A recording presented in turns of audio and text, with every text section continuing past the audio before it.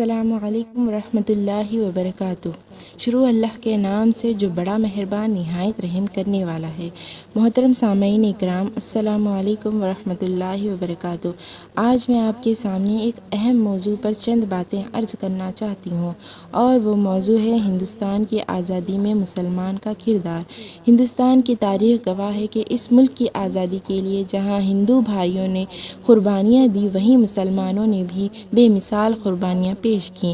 یہ کہنا بالکل غلط ہوگا کہ صرف کسی ایک قوم نے آزادی حاصل کی، بلکہ یہ سب کی مشترکہ جدوجہد کا نتیجہ ہے۔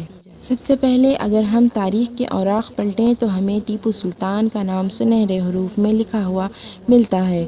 وہ پہلے مسلمان حکمراں تھے جس نے انگریزوں کے خلاف تلواریں اٹھائی اور اپنی جان قربان کر دی، مگر غلامی کو قبول نہ کیا۔ پھر ہم دیکھتے ہیں کہ سید احمد شہید اور شاہ اسماعیل شہید، جنہوں نے آزادی اور اسلامی تشخص کے لیے اپنی جانوں کا نذرانہ پیش کیا۔ ہم مولانا محمد علی جوہر کو کیسے بھول سکتے ہیں، جنہوں نے انگریزوں کے خلاف قلم اور زبان دونوں سے جہاد کیا۔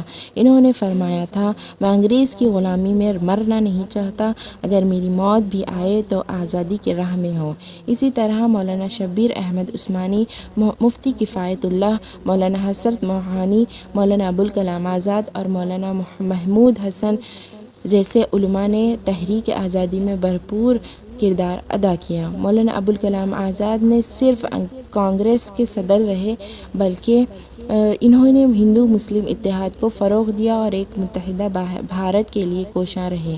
مولانا حسرت موہانی وہ شخصیت تھے جنہوں نے سب سے پہلے انقلاب زندہ باد کا نعرہ بلند کیا اور جنہوں نے جینیں کاٹی مگر حق بات کہنے سے پیچھے نہ ہٹے۔ میر نصیر علی ٹیٹو میر بھی ایک عظیم مجاہد تھے جنہوں نے انگریزوں کے خلاف جہاد کیا اور شہادت حاصل کی۔